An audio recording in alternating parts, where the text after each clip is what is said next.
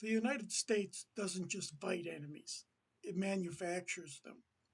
That sounds cynical, but it's not a slogan, it's a pattern. And once you see it, you can't unsee it. The US is exceptionally good at removing leaders it doesn't like. We can topple governments, we can destabilize regimes, we can eliminate short term threats faster than almost any country in history. But again and again, the same thing happens after the leader is gone. The problem doesn't disappear, it mutates.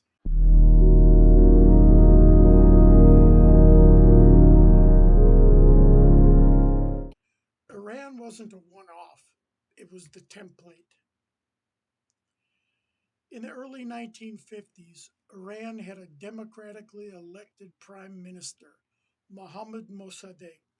He wasn't a communist, he wasn't anti American by instinct. His crime was nationalizing Iran's oil, which threatened British and Western interests. The US and the UK removed him. The Shah was put back in power. On paper, it worked. Iran was stable, the oil was flowing, the country aligned with the West. But stability without legitimacy isn't really stability at all. Political participation vanished. Dissent had nowhere to go. Opposition didn't disappear, it went underground. Over time, the only institution left that could organize resistance was the religious establishment. When the system finally broke in 1979, it didn't produce a liberal democracy. It produced a theocratic regime that defined itself in opposition to the United States. The US solved the short term problem and created a long term enemy. That pattern shows up again and again. Take Iraq. Saddam Hussein was brutal, he was dangerous. Removing him looked like an obvious moral and strategic win. And in the short term, it was. The regime fell quickly. The statue came down.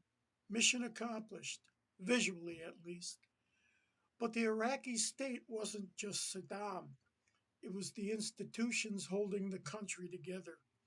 When those were dismantled, power didn't evaporate, it fragmented. The US outlawed the Ba'ath Party, the backbone of the state. That meant the people who actually knew how to run the country were suddenly barred from participating in it. Overnight, hundreds of thousands of soldiers and civil servants were stripped of jobs, income, and any political future. The government vanished, but those people didn't. Many of them picked up guns. Sectarian identity replaced national identity. Militias replaced governance, and groups that had never been a threat to the US before suddenly had a reason to be. Al Qaeda in Iraq didn't exist before the invasion. ISIS didn't exist before the vacuum. These weren't enemies we defeated and then failed to finish off. These were enemies the conditions helped create. The same logic applies to Afghanistan.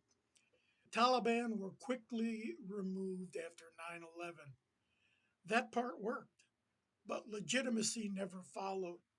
The Afghan government depended on foreign support rather than domestic trust.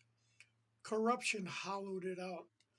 For many Afghans, the state felt imposed, not representative.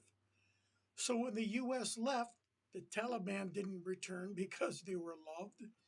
They returned because they were organized, local, and perceived as more authentic than a distant government propped up by outsiders. Again, the short term objective was met, the long term result was failure. This keeps happening for a reason. Regime change is at home. A leader removed feels like progress. A flag raised feels like victory. But legitimacy can't be airdropped, and you can't turn a Middle Eastern nation into Martha's Vineyard.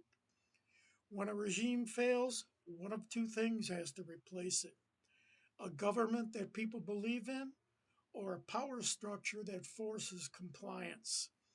If legitimacy doesn't arrive, force fills the gap. If force doesn't hold, resentment grows, and resentment is fertile ground for radicalization.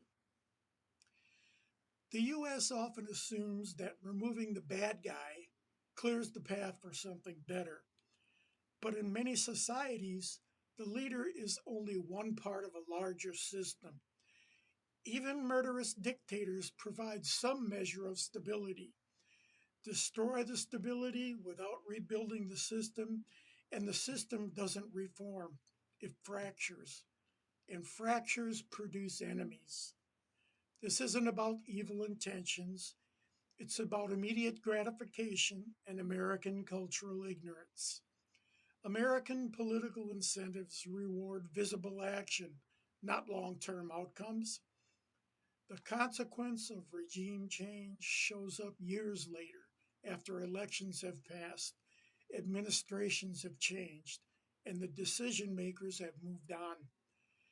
The people who live with the consequences don't get that luxury. Once you understand that, Iran stops looking like ancient history. It starts looking like a warning that went unheeded. When you remove leaders without creating legitimacy, you don't end conflicts, you delay them. And when they come back sharper, more ideological, and more hostile than before. That's how enemies are manufactured. And it's also a pretty expensive way to learn geography. Not intentionally, not maliciously, but predictably. Iran wasn't the exception. Iraq wasn't an anomaly. Afghanistan wasn't bad luck. They were iterations of the same mistake. The US doesn't just fight enemies, it manufactures them. And until that pattern changes, removing the next leader will feel like progress right up until the next enemy appears.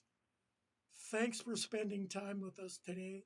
If you value this type of work, please like and subscribe. I'm Mike Burns, and this has been the Knuckleball.